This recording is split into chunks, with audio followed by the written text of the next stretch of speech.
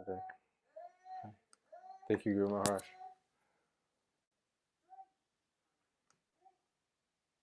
I didn't hear That before. was Canto 2, Chapter 3, Text 21.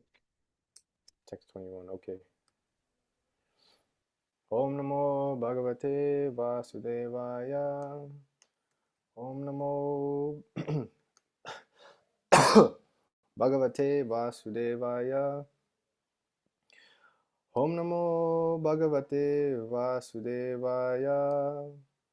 Narayanam Namaskritya Naram Chaiva Narottamam Devim Saraswatim Vyasam Tato Mudirayet. Before reciting the Srimad Bhagavatam, which is the very means of conquest, one should offer respectful obeisances unto the personality of Godhead Narayana, unto Naranarayana Rishi, the supermost human being, unto Mother Saraswati, the goddess of learning, and unto Srila Vyasadeva, the author.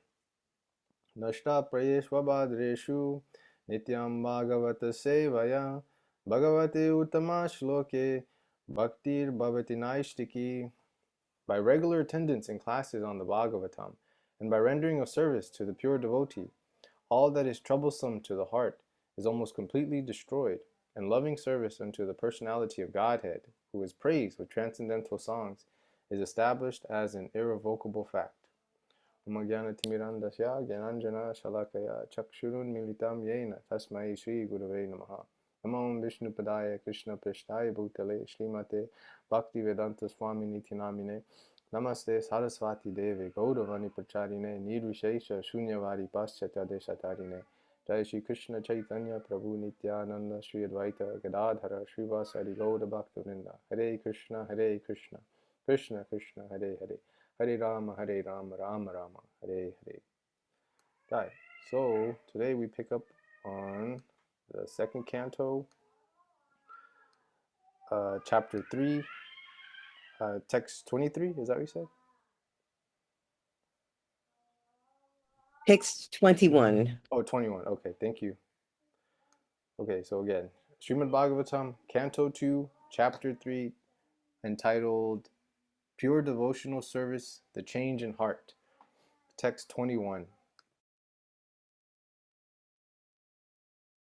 Baraha Parampata Kirita Jushtam Apya Uta Mangamna Namin Mukundam Savau Karau No Kurute Saparyam Hared Lasat Kanchana Kankanava. Translation and purport by His Divine Grace A.C. Bhaktivedanta Swami Srila Prabhupada Ki Jai. The upper portion of the body, though crowned with a silk turban, is only a heavy burden if not bowed down before the personality of Godhead, who can award mukti, freedom.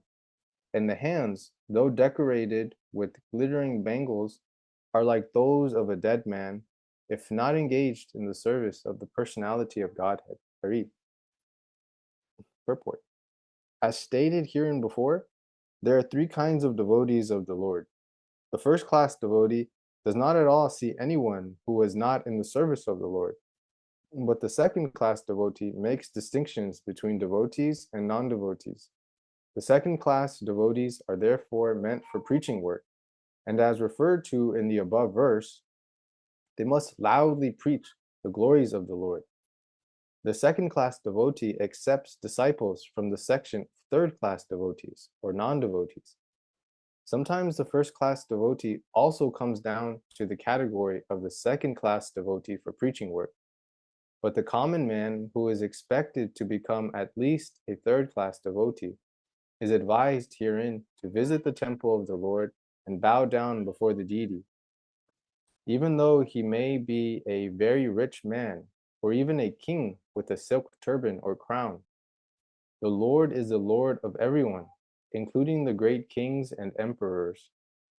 And men who are rich in the estimation of mundane people must therefore make it a point to visit the temple of Lord Sri Krishna and regularly bow down before the deity. The Lord in the temple in the worshipable form is never to be considered to be made of stone or wood. For the Lord in his archa incarnation, as the deity in the temple, shows immense favor to the fallen souls by his auspicious presence. By, by the hearing process, as mentioned hereinbefore, this realization of the presence of the Lord in the temple is made possible. I'll read that part again. By the hearing process, as mentioned herein before, this realization of the presence of the Lord in the temple is made possible. As such, the first process in the routine work of devotional service, hearing, is the essential point. Hearing by all classes of devotees from the authentic sources like Bhagavad Gita and Srimad Bhagavatam is essential.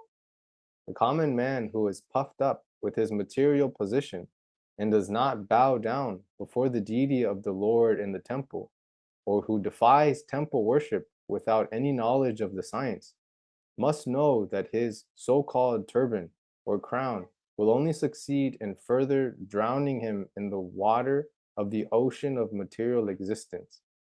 A drowning man with a heavy weight on his head is sure to go down more swiftly than those who have no heavy weight.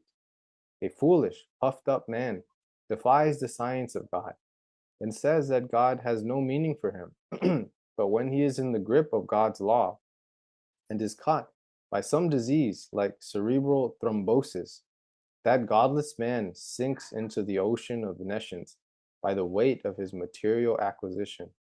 Advancement of material science without God consciousness is a heavy load on the head of human society, and so one must take heed of this great warning. The common man, if he has no time to worship the Lord, may at least engage his hands for a few seconds in washing or sweeping the Lord's temple. Maharaj Prataparudra, the greatly powerful king of Orissa, was always very busy with heavy state responsibilities. Yet he made it a point to sweep the temple of Lord Jagannath at Puri once a year during the festival of the Lord. The idea is that however important a man one may be, he must accept the supremacy of the Supreme Lord. This God consciousness will help a man even in his material prosperity. Maharaj Prataparudra's subordination before Lord Jagannatha made him a powerful king, so much so that even the great Patan in his time could not enter into Orissa on account of the powerful Maharaj Prataparudra. And at last, Maharaj Prataparudra was graced by Lord Sri Chaitanya on the very grounds of his acceptance of subordination to the Lord of the universe. So even though a rich man's wife has glittering bangles made of gold on her hands, she must engage herself in rendering service to the Lord. Okay, and today's verse again. Baraha param pata kirita jushtam apya utamangam na namin mukundam savau karao no kurute saparyam hare lasat kanchana kankanauva. The upper portion of the body, though crowned with a silk turban, is only a heavy burden if not bowed down before the personality of Godhead, who can award a mukti, freedom. And the hands, though decorated with glittering bangles, are like those of a dead man, if not engaged in the service of the personality of Godhead. Okay. For myself, I kind of need to go back and read some of the previous verses so I can remember. Oh, I think I just missed two from the last class. So, um,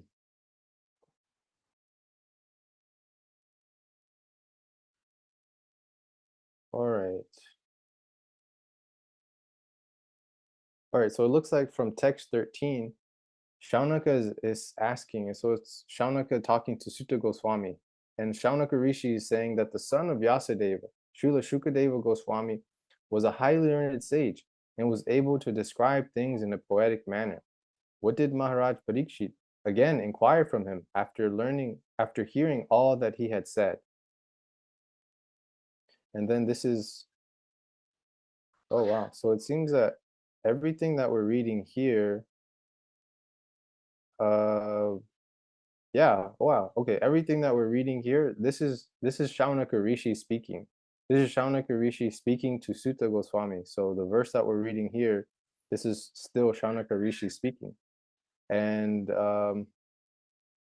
from text 18, this is when he's talking about do the trees not live?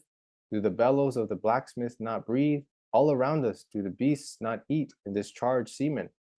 And then he continues and says that men who are like dogs, hogs, camels, and asses praise those men who never listen to the transcendental pastimes of Lord Sri Krishna, the deliverer from evils.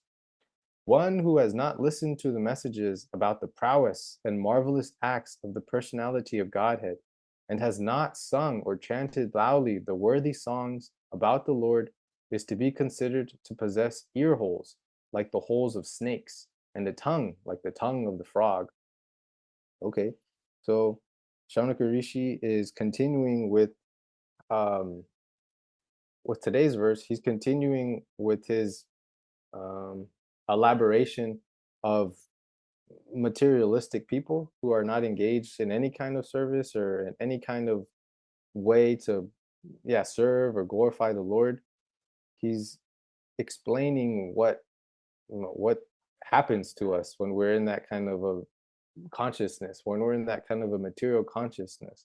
And like today, the upper portion of the body, though crowned with the silk turban, is only a heavy burden if not bowed down before the personality of Godhead, who can award mukti, freedom. So already he's explaining um, that the silk turban. So when we think silk turban, that automatically makes us think about money. And so someone who owns a silk turban, they have a lot of money. So someone with a lot of money, it's that money is only a heavy burden if they're not bowed down, if they don't bow down before the personality of Godhead. So it's not that the money is bad or having this silk turban is bad, but if we have this money and we're thinking, like Srila Prabhupada is saying, if we have all this money and we're thinking ourselves to be very big and having such a big position in the world that we don't have to listen to anyone, we're the boss, we're God almost. Maybe unconsciously we're not thinking that or saying that, but unconsciously we're thinking that we are God or we are this very big person that other people should bow down to. So if we have that mentality, then this silk turban, this money becomes a heavy, heavy burden for us. But if we don't have that mentality, like Maharaj Prataparudra, who was the king of Orissa, a very powerful king, he didn't have that mentality. So his money, his position, his power was not a heavy burden. And then the second part of the verse, and the hands, though decorated with glittering bangles, are like those of a dead man, if not engaged in the service of the personality of Godhead. Hari. Wow. Okay. Um, all right. So Prabhupada touches on a lot of points here. And I guess some of the, I'll just maybe speak on some main ones that really stood out to me. Uh, there was one, yeah, let's see.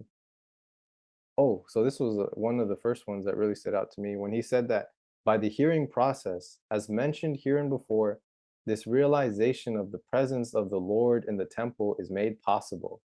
Okay, so I guess breaking that down, if we just can kind of maybe put ourselves to when we first came in contact with Krishna consciousness, or maybe putting ourselves in someone else's shoes who's entering the temple for the first time, and they're seeing these deities, or there's for them, they're seeing these statues on this altar with flowers and clothes and all that, but they're just seeing statues, or we just saw statues. But Srila Prabhupada is saying that it's actually possible to see these statues as being Krishna, as being the Lord, as being God. I mean, in my case, I was an atheist for a good part of my life, and so I didn't even think God existed at all. And then so going from that kind of conception of divinity, that there is no God, there is no divinity, and then moving into, okay, well, there is God. And then after understanding that there is a God, then understanding the characteristics of God. How is he like? What does he do? And then further, which is the highest level, is understanding that um, God is a person, and he also has a form, and he has features. He's not just this light in the sky, but he actually has a body. He has clothes that he wears. He has activities that he does. But right, but we can't touch upon that unless we're hearing. So by hearing, just by continually hearing, we can hear classes, we can hear the Maha Mantra, and reading is hearing as well. If we're reading, then we're hearing what the Shastra is telling us. And so by that process of continually hearing, these statues that were on the altar that we had no clue of what they represented or who they were, we can actually start to see that they're not just statues, but that this is actually God right here in front of me. And it's not like a representative of God. It's actually God himself. And so I'm not speaking from realization. I'm just speaking from what Srila Prabhupada is talking about here. That as long as if we have a little bit of faith in what Prabhupada is telling us, then we can start to see that. If we haven't already, we can actually really start to connect with the deity form of Krishna, because we can see that the deity is actually Krishna, that we're actually in front of Krishna. So that was the first thing that really stood out to me there. Um, oh, and then the second thing right here is a little bit past that, where Srila Prabhupada says that hearing by all classes of devotees from the authentic sources like Bhagavad Gita and Srimad Bhagavatam is essential. So he says hearing by all classes of devotees. I mean, this is my understanding here, that when he's talking about all classes of devotees, and it makes sense because, okay, so this is my understanding, that we spoke about the third class, the second class, and the first class of devotees.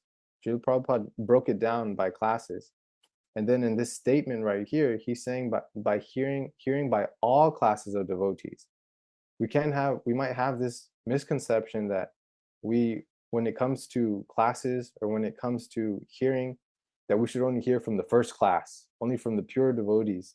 But Prabhupada is right here saying that you have to hear from all classes of devotees. So my understanding is that he's talking about first, second, and third class devotees. You hear from them as long as they're speaking from the authentic sources like Bhagavad Gita and Srimad Bhagavatam.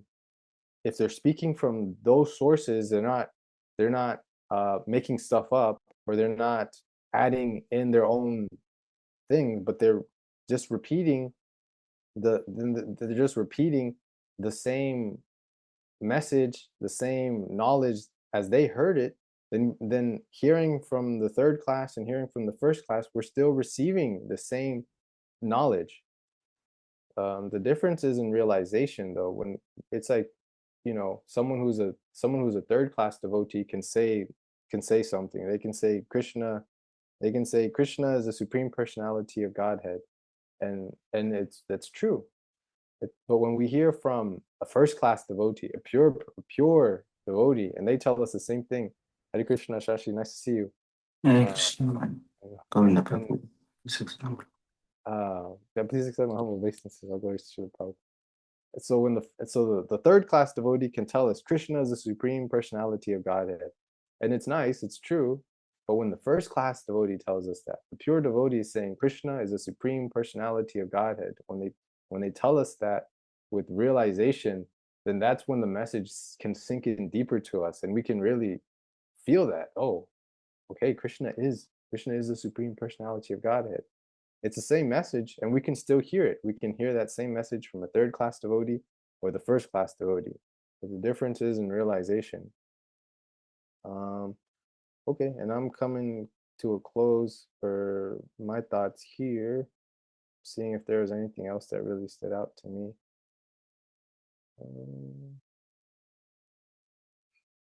And I mean, yeah, I guess for me, one of the main takeaways is just engaging ourselves in service. I don't have the the experience of what it's like to be very rich. I don't have a lot of money, so I can't really relate on that note. But that's the other thing about it too, that I was thinking about while we were reading the purport, is that even people, even us, like even me, even us, that we don't have a lot of money, we may not have a lot of position or a lot of even qualifications, but even still we can really think highly of ourselves. We can really see ourselves as being this big person, even though we're not. We can there's I guess as an example, um there's there's like a homeless person that I drive by every day to work. And one of the times I was thinking, like, I've heard that we can't give it's not good to give money when it comes to homeless people or people in that position, because it's kind of accruing bad karma for ourselves, and it's also helping them accrue bad karma too, because someone who's homeless, most likely when we give them money, they're going to utilize that money in a not in a sinful way, most likely. And that could even, it may not be like taking drugs or anything like that, but they could be buying meat. And so by us giving them money, they're buying meat or they're buying eggs, whatever. And so we're kind of, or we are we're enabling that. And so rather than give money, we can give prasadam or something like that. And so I gave him a tangerine, and the first time he took it, and then like the next day or a couple of days later, I came back and I was going to give him another tangerine, and he said no. He said no, he didn't want the tangerine. And so even in a position of being homeless, we can think like, I don't want that. We can still be selective. We can still be, I don't want this, or I don't want that. We can still have this conception of ourselves as being something bigger than what we are. And so we don't have to be rich to be um rebellious. We don't have to be rich to be rebellious and think we don't have to pay obeisances or anything like that. Even a common man, we can still be rebellious. And so that was the last point that I wanted to touch upon, that in our position, just again highlighting why devotional service is so nice, because it's helping us in our consciousness. It's helping us to cultivate the right kind of service attitude, cultivate our humility by doing any kind of little service that we can. It's helping that. And the more humble that we are, the easier it is for us to really accept these teachings and to embody them, which is the main thing. Is we accept what we're reading, but after you hear it, you have to do something. If we're just hearing and hearing and hearing and we're not doing, then we're missing part of our Krishna consciousness. We're not helping ourselves to really get to that platform, which is not always easy to do what it is that we hear. It's not easy. Sometimes it's very difficult, but we do what we can. And so that's why we continue coming to these classes, continue hearing from Srila Prabhupada, because he's teaching us the right things to do with our lives.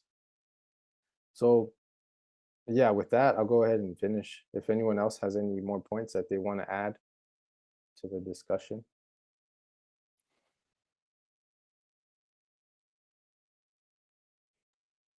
Hare Krishna, Govinda, everything that you have, all the points you have uh, made are very good. You know, everything that Prabhupada says here that you have commented upon is, you've covered everything. I don't know what more can be added to that, other than the fact that the person who does have some kind of wealth or anything that we have in life at all, that we have to remember the source of that. And, that's part of this thing with the ego. We have to remember that this is a gift from God, although we've made some kind of effort, maybe, but it's not solely because of our effort. Our effort is only part of it because we need the grace or the blessings of God. So if we do our ordinary activities, like our ordinary living and our work, and do it with a mind to God,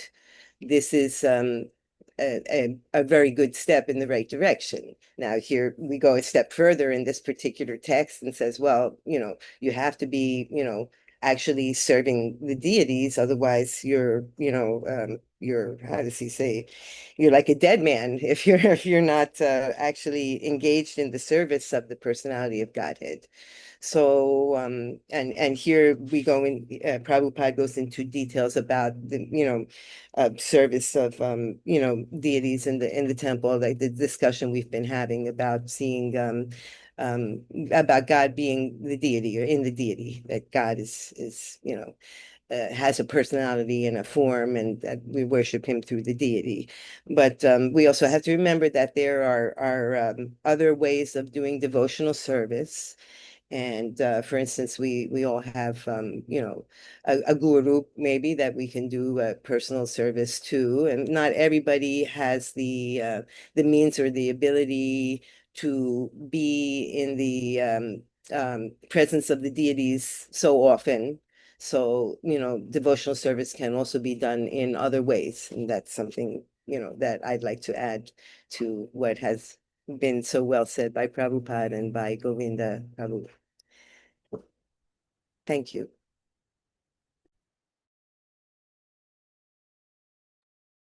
Hare Krishna, Lavanga Prabhu. Thank you for joining us. We're on Canto 2, Chapter 3, Text 21. Canto 2, Chapter 3, Text 21. Thank you for letting me know. Sorry for being late. Internet issues. No problem. Yeah, I know you said you had electricity problems. I think we'll probably, unless Abby wants to say anything, then we'll probably just go on to text 22. That way we can all be on the same page. Hare Krishna. Yeah, I will speak real quick. Kind of like a little bit coming from where Govinda Das is coming from, like 5 years ago, it was like, it's not that I didn't believe in God. I just looked around and saw, what he had created, and I just didn't really want anything to do with him. Like if this is what God's created, like I'm good.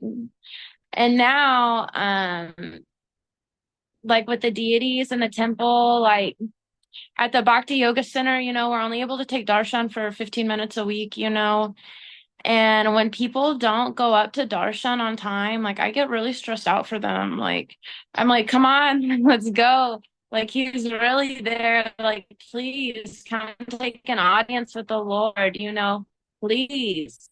And it's really hard to conceive that he really is right there. So when people don't come take darshan like immediately, I get really stressed out. I get really stressed out for them. And then like the deity worship, I don't know, for me, everything's stress. I'm a stressed out person.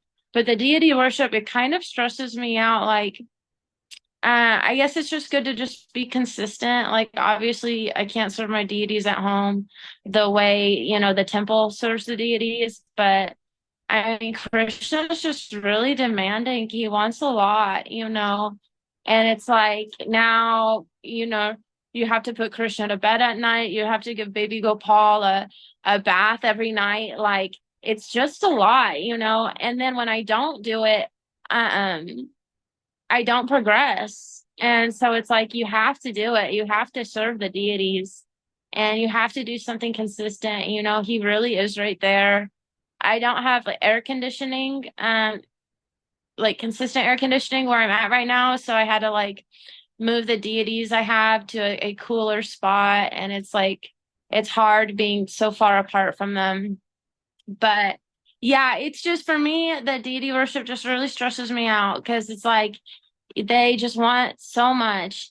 And then like with the cooking, I feel bad like if I eat cooked food from the temple, but like I don't cook from like my deities, it's like horrible. So anyway, but it is really important to like to progress, you do have to serve the deities. So anyway, that's it. Thank you. Lavanga Prabhu, I don't know if you want to add anything to that, or maybe something encouraging. Yeah, just for some clarification. Abby, are these your home deities? Yeah. Yeah. Okay, so there was a pastime with Prabhupada, and I was told this personally by Malati Devi Dasi. Prabhupada once gave her his personal deities. And she asked him, Prabhupada, how should I worship them? What's the standard? And he said, that standard you can set, but just maintain it. So with home deities, it's not like installed temple deities. So generally, it's recommended that one set a standard that's doable for them, that doesn't stress them out, because the idea is that you do it with love, you do it consistently, but it shouldn't be something that is so overwhelming for you. That it's not that, oh, Krishna is very demanding and Krishna wants a lot. Krishna wants your love. And of course, for temple deities, to install temple deities, there is a certain standard, but along with that standard, there's a certain number of brahmanas that are there, which is why the ISKCON deity worship ministry doesn't generally let temples install deities unless they have a certain amount of brahmanas that can do the service. So but for home deities, the idea is that we are serving Krishna and we're learning to be personal. We're serving Krishna, as he's appeared in this form for us because we don't have transcendental eyes to see him. So it's a way for us to offer service and love. It's not meant to be something that's overwhelming or stresses us out. So in this sense, I would say if it's your home deities and you're having trouble, maintaining whatever, you're doing for them, set a standard that you can do. Just like I had a friend that would bathe her deities every Ekadasi, because she could do every Ekadasi. And I had a friend that would do 2 offerings a day. I had a friend that would cook 1 offering a day. But whatever you can do, because the idea is that you do it with love. Krishna doesn't need the food. He doesn't need the bath. He doesn't need any of this, but he wants your love. So he doesn't want to see you like stressed out and flustered and anxiety in this way.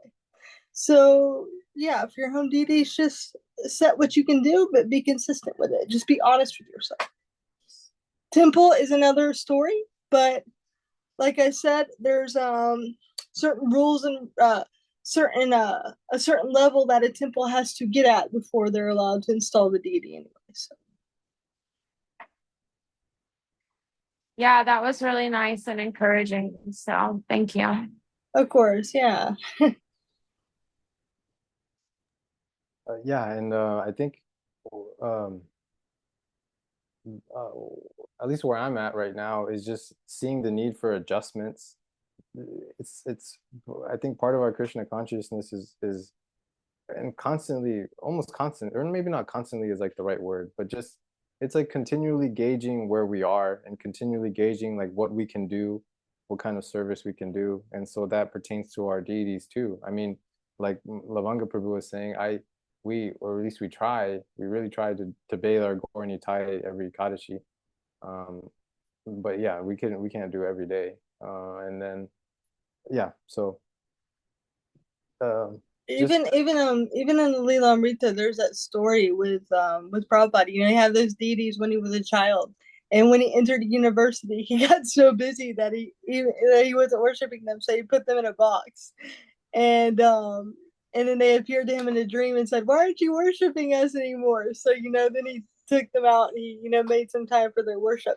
But it's just to show that even pure devotee, like he living his life, even he put his deities in a box at one time because the university was so demanding. Yeah, yeah. And that was a nice pastime too. I don't think I'd heard the one with Malati Prabhu about her taking Srila Prabhupada's personal deities and worshiping them. Yeah. And also, I mean, a lot of the standards too that you see in temples that are set for installed deities, it's a little bit higher than what Srila Prabhupada originally taught for the devotees. What I've learned just being involved with deity worship.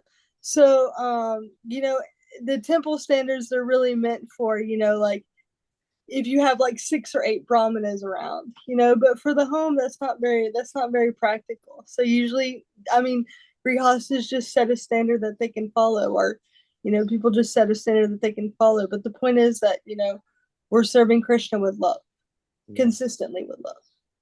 Okay. Thank you for the encouragement. Okay, so we can move on then to text 22. Shashi, I don't know if you had the the text, if you're able to get the text in front of you, if you'd like to read. Hare Krishna, Govinda Prabhuji. Can you please send me the link Oh, here? yeah. Okay, I'll put it right here in the chat. Sure.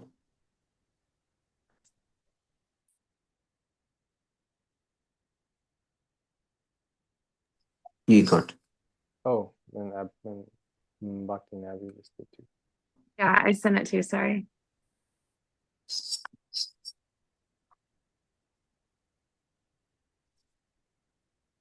So you want me to read it or Yes, please. the sloka or the If you which want, yeah. You don't have to, but if you like to, you can. Okay. Barha te nayani naranam lingani vishnurna nirikshato ye pado nirnam thau dhruma janma bhajao kshetrani nano vrajato hariryo. Synonyms. Okay. Or you can just do the translation, please. Transition. The eyes which And do purport. not. Okay.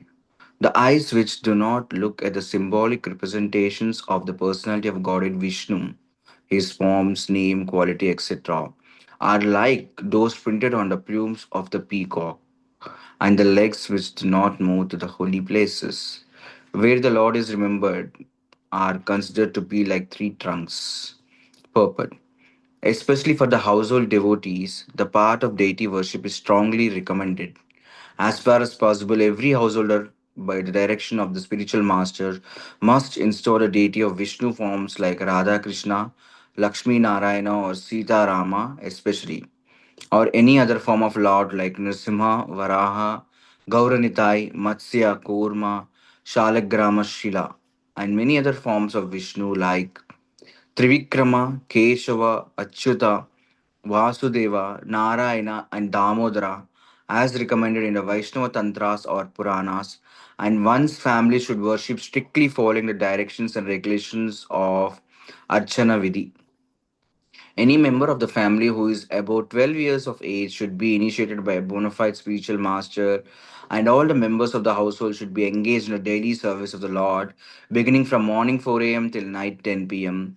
by performing Mangala Aratrika, Niranjana Archana, Puja, Kirtana, Shringara, Bhoga Vaikali, Sanja Aratrika, Patha, Bhoga at night, Shayana Aratrika, etc. Engagement in such worship of the deity under the direction of a bona fide spiritual master will greatly help the householders to purify their very existence and make rapid progress in spiritual knowledge. Simple theoretical book knowledge is not sufficient for a neophyte devotee. Book knowledge is theoretical, whereas the archana process is practical. Spiritual knowledge must be developed by a combination of theoretical and practical knowledge, and that is the guaranteed way for attainment of spiritual perfection. The training of devotional service for a neophyte devotee completely depends on the expert spiritual master who knows how to lead his disciple to make gradual progress path towards the path back home, back to Godhead. One should not become a pseudo spiritual master as a matter of business to meet one's family expenditures. One must be an expert spiritual master to deliver the disciple from the clutches of impending death. Srila Vishwanatha Chakravarti Thakura has defined the bona fide qualities of a spiritual master, and one of the verses in these description reads Shri Vigraharadhana Nityanana Shringara Tan Mandira Marjanadau Yuktasya Bhaktamscha Niyunjatopi Vande Guru Sri Charanaravinam. Sri Vigraha is the Archa or suitable worshipable form of the Lord, and disciple should be engaged in worshipping the deity regularly by Sringara, by proper decoration and dressing, as also by Mandira Marjana, the matter of cleansing the temple. The spiritual master teaches the neophyte devotee all this kindly and personally to help him gradually in the realization of transcendental name, quality, form, etc. of the Lord. Only attention engaged in the service of the Lord, especially in dressing and decorating the temple, accompanied by musical kirtana and spiritual instructions from the scriptures, can save the common man from the hellish cinema attractions and rubbish sex songs broadcast everywhere by radios. If one is unable to maintain a temple at home, he should go to another's temple where all the above performances are regularly executed. Visiting the temple of a devotee and looking at the profusely decorated forms of the Lord, well dressed in a well decorated, sanctified temple, naturally infuse the mundane mind with spiritual inspiration. People should visit holy places like Vrindavana, where such temples and worship of the deity are specifically maintained. Formerly, all rich men, like kings and rich merchants, constructed such temples under the direction of expert devotees of the Lord, like the six Goswamis. And it is the duty of the common man to take advantage of these temples and festivals observed in the holy places of pilgrimage by following in the footsteps of great devotees. Anuvraja. One should not visit all these sanctified pilgrimage places and temples with sightseeing in mind, but one must go to such temples and sanctified places immortalized by the transcendental pastimes of the Lord and be guided by proper men who know the science. This is called Anuvraja. Anu means to follow. It is therefore best to follow the instruction of the bona fide spiritual master even in visiting temples and the holy places of pilgrimage. One who does not move in that way is as good as a standing tree condemned by the Lord not to move. The moving tendency of the human being is misused by visiting places for sightseeing. The best purpose of such traveling tendencies could be fulfilled by visiting the holy places established by great acharyas and thereby not being misled by the atheistic propaganda of money making men who have no knowledge of spiritual matters. Hare Krishna. This is really a very great verse. Hare Krishna, thank you. Is there anything that stood out to you that maybe you want to share? Yeah, so the main thing is like we need to have deities installed from Radha Krishna. You need every home should have at least an avatar of Vishnu, like Nrsimha, Varaha, or Gauranitai. And we need to do like we need to be involved in the spiritual activities. We need to follow the instructions of spiritual masters. And if one is elevated and if he's having a qualification of spiritual mastery, he should not do it for money or for a business. You need to do it wholeheartedly, and one more thing is like the one which is very interesting is like, if you don't have that capability to do every day the archana, all the arati and all morning, evening, at least you need to visit the temple, visit a temple where's temple of the devotee's house where you see the deity is dressed and all the rituals are performed. So that, yeah, that's indirectly they're telling like you should be in an association of devotees. This is really interesting though. Thank you. All right, thank you very much, Ashida. Hare Krishna. Hare Krishna. Would anyone else like to speak? Yeah, I like how the verse basically it's giving you a formula to make your whole life Krishna conscious. Because also, like we were speaking with home worship and things like that, traditionally you had a home where you had a husband, wife, and several children, right? And so, there was from early in the morning, when you first wake up, you go in and you would offer respects to the deity, wake up to the deity and things like this.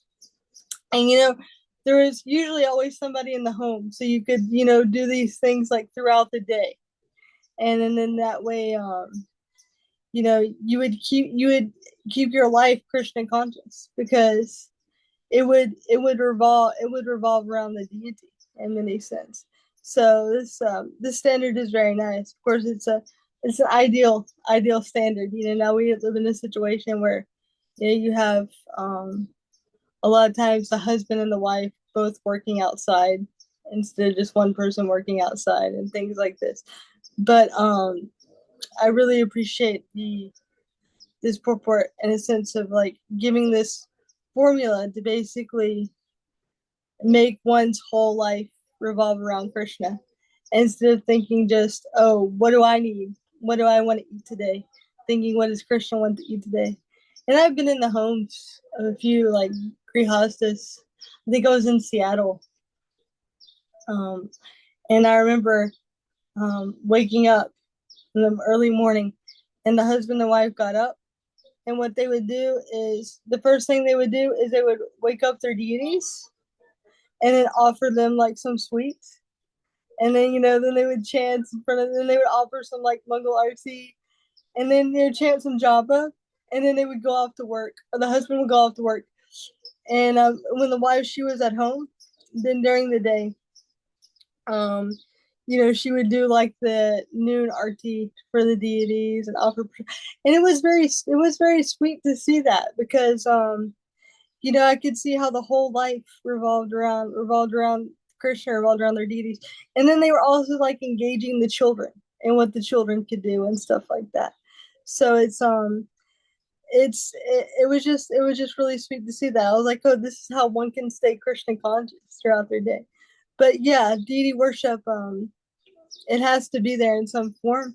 But also, if you can't do, to this standard, or even one can't do at all, so at least go to the temple and see the arti, because also just taking darshan of the deity, that's also deity worship. So it keeps our mind cleansed. So I just really liked it. I appreciate it.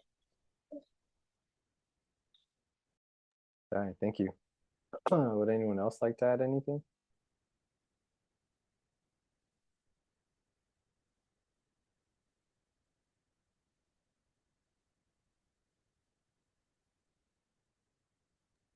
Just to kind of emphasize one point that was in this verse, it kind of lines up with something that I just spoke about a minute ago. It says spiritual knowledge must be developed by a combination of theoretical and practical knowledge. So, and it talks about how you have to serve the deities in order to progress. So, I guess, when we first come into Krishna consciousness, it's just like chant and take prasadam, and then, okay, then we're reading the Bhagavad Gita. But, you just get to a certain point where you have to serve the deities to progress. So you have to. So that's it. You have to. So that's it. All right, thank you. Muna, would you like to add anything?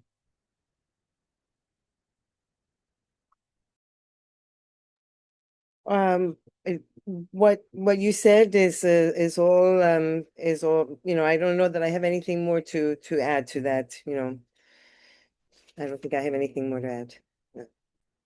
Okay, thank you. Also, this is also mentioned because in other places you'll see um, things like all you need to do is chance, to make advancement, and that is true. But the thing is, I mean, technically, yeah, the holy name is the Yuga Dharma, but because people's minds are generally, they can't they can't just sit down and just chant Hare Krishna. So, because the mind is so disturbed, so therefore, deity worship is recommended for people because doing that deity worship, it puts the mind on Krishna. So then, therefore, one can actually chant better japa. And I've noticed in my own life just having, like a regular deity service. After that deity service, when I go and chant, the japa is so much more better. Because it gives us some physical engagement. We're serving the Lord with our hand, with our eyes, with all of these things, and so yeah, it helps us to actually be able to do the Yuga Dharma properly. And Jiva Goswami mentions this as well. So this is how we can balance these two things, because here it's talking about how, yeah, we have to engage in deity worship, but in other places you'll see, oh, all you need to do is chant the holy name. So this is just I just wanted to bring that up because I've done research into, like, okay, well, how do these two things go together? Because it can seem like a contradiction, but there is no contradictions. It's only just a lack of our own understanding. All right, thank you for elaborating on that. Yeah, because sometimes we can get confused with, wait a minute, what is this? Yeah, and what is that? And then, yeah, it's very helpful when someone can explain how the two statements, even though they may be opposite, are actually um,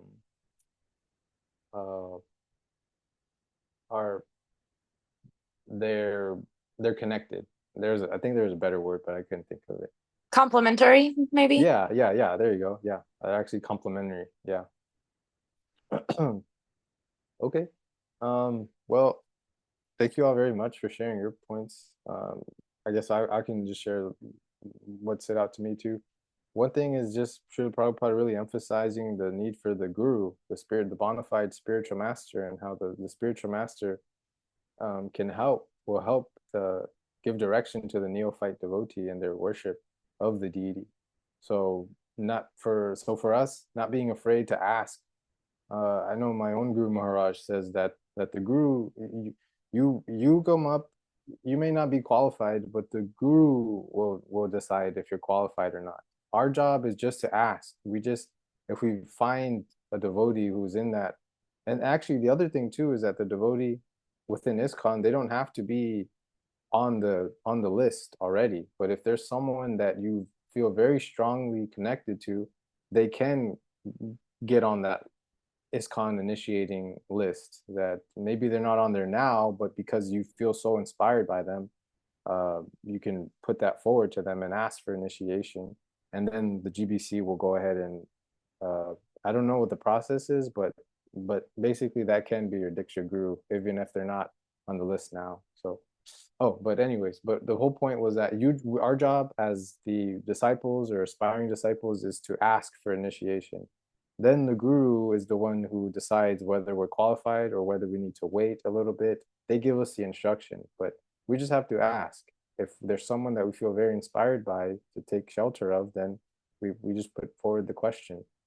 And the other thing too is that there's just a little sidebar, is that there's a very nice shift I feel happening when it comes to gurus within ISKCON, is that it seems that it's like the next, it's like the torches, the torches are kind of being passed on now to where the next almost generation of gurus are kind of coming up, where they're no longer direct disciples of Srila Prabhupada, but now they're the grand disciples of Srila Prabhupada, who are now being put forward as gurus. There's at least two. I mean, there's a couple. I don't know how many, but just very recently, maybe within the last 2 or 3 months, or maybe 6 months, there's at least two that I can think of, and one just recently gave initiation for the first time. But these are devotees that are maybe like 50 years old or younger than 50 years old, who are now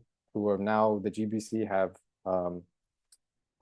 approved of, and they can have disciples. So it's very nice, the shift that's happening. Yeah. And then Maybe you could message me like some YouTube video links of those people, because I'm looking for people. So okay, yeah, no that'd be problem. really helpful for me. Sorry to interrupt. Yeah, sorry. No problem at all. Yeah, it's no problem.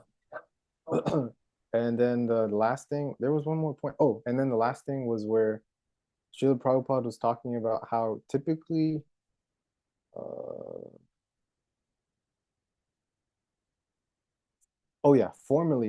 formerly all rich men like kings and rich merchants constructed such temples under the direction of expert devotees of the Lord, like the 6 Goswamis. And it is the duty of the common man to take advantage of these temples and festivals. This part just made me think of, it just made me imagine, it says formerly all rich men like kings and rich merchants. It made me think of like, just imagine like Elon Musk or like Jeff Bezos or Mark Zuckerberg, and then them taking instructions from like our gurus or very senior devotees, and then these senior devotees instructing them, oh, you're in San Francisco, let's build this huge massive temple for the Lord in San Francisco. And they're just and then these very rich powerful people just taking on the instruction and building these ginormous temples. Yeah. Who knows? Maybe not them, but maybe in the next generation. I'm seeing, I don't know if it's like growing or not, but it's just standing out more that we're seeing more kind of big, I guess, people like in the mundane world, like in the material world, like big names or celebrities that or have visited ISKCON temples like Chapati or Delhi. I think that there's like a video of Elon Musk's father in Delhi, ISKCON Delhi. Um, so who knows what's going to happen? Maybe eventually, maybe we will go back to a point where rich people are actually building temples. It should be so amazing. But yeah, that just made me think of that and just kind of daydream about that being a reality. Yeah. That would be amazing. Yeah. Can you imagine? That'd be wonderful. That was a nice dream. It started rocky for me, but then it was like I was like, oh, I don't know. But yeah, that would be so cool. Anything could happen, you know. Anything's possible. Yeah, seriously. Govinda, do you mind if I add one thing? Because you just said a point that I realized is very important. And because now we're talking about spiritual master and then deity worship as well to connect the two.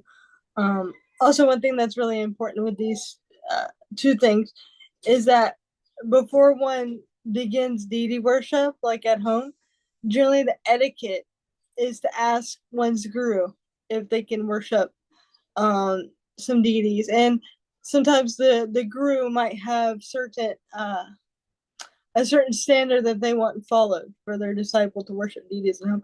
So for me, for example, in my case, before I was initiated, some deities came to me, you know, and somebody just gave them to me. I didn't seek them out; they came of their own accord. Juggernaut deities.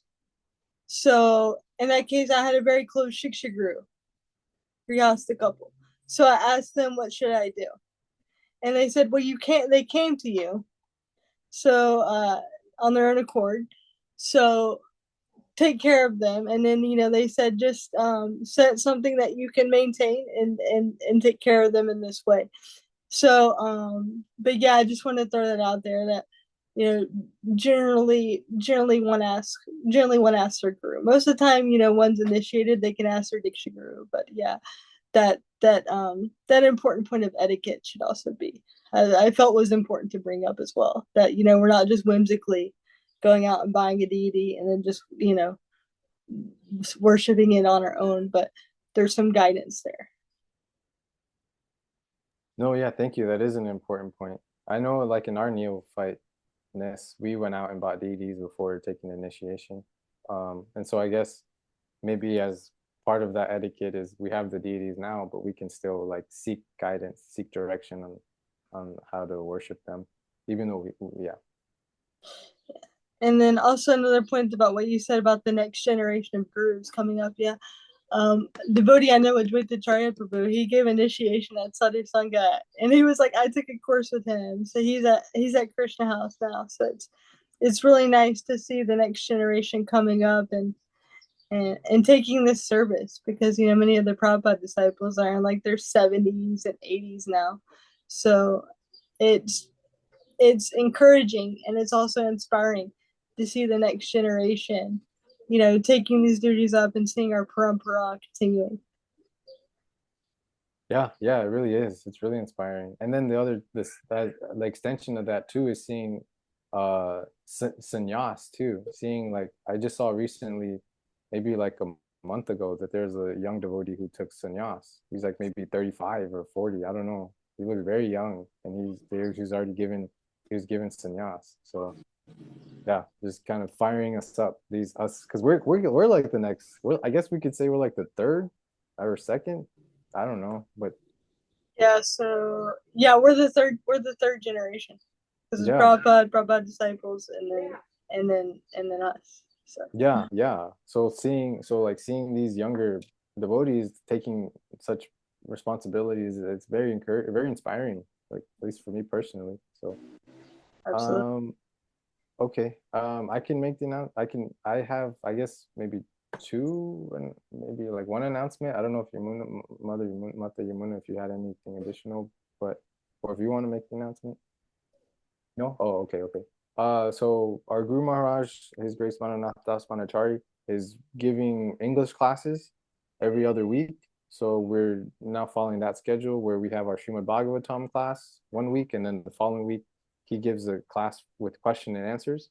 So for anyone tuning in and for us here, that if we feel inspired, we can put questions into the group chat, or we can send questions directly to him, and then that way he will respond to those questions and give us his responses during the class. It's the same time, so Fridays at 10 a.m. Eastern time, and then all the other times everywhere else. Then the other thing too is that he's also, for anyone who speaks Spanish, he's also giving, I maybe starting off once a month, or at least for this month, he's giving class this Saturday, same time, 10 a.m. Eastern time, in Spanish. It's a similar format, question and answer. So that's about all that I can think of. I don't know if there's anything else. It's also nice to see more people here. Yeah. Yeah, it is. Yeah, thank you so much, Shashidar, for coming, and for Bhakti and Abby for coming too regularly. We very much appreciate the devotees coming, and it adds, yeah, it makes the discussion much more, it adds variety and adds more juice. It gives more juice to our Yeah, Hare classes. Krishna. Yeah, thank you. I like I said, I had been watching your videos on Facebook or wherever I ran across them. And yeah, I changed my work schedule so that I can be here every week. So I was able. Right. Haribol, that's awesome. Haribol. Haribol. So I'm Wow. excited to be here. I'm so happy like people were watching. Everyone's like, it's like me and Yamuna Govinda for like what, a year. Yeah, You know, yeah, holding on the fort. So I'm so happy. It's very yeah. inspiring. Well, if I can add, a comment about the Facebook page, Isvara Archive, the new Facebook page that every day I post some of the old videos as well. We search on Kishori Kunda, which is Manunatha Maharaja's YouTube page. And so putting the videos, the old videos as well as new videos are all available there to watch. And some of them have received quite a few watches and quite a few likes. And other videos that I open, I see that nobody has really watched them. They're posted and nobody has watched them. So I hope that you all, take advantage of the opportunity, because every word out of Manunatha Maharaja's mouth is nectar. So do take advantage of listening to the old videos as well as the new ones. Thank you. Hi. Okay. Well, Srila Nath Maharaj ki jai, Srila Prabhupada ki jai, Srimad Bhagavatam ki jai. Yeah. Vansha Hare Krishna. kalpatarubhyascha kripa sindhubhyeva cha patitanam pavanebhyo vaishnavebhyo namo namah. Hare Krishna. Jai. Hope to see you all next week. Hare Krishna. Hare Bye. Krishna. Hare Krishna.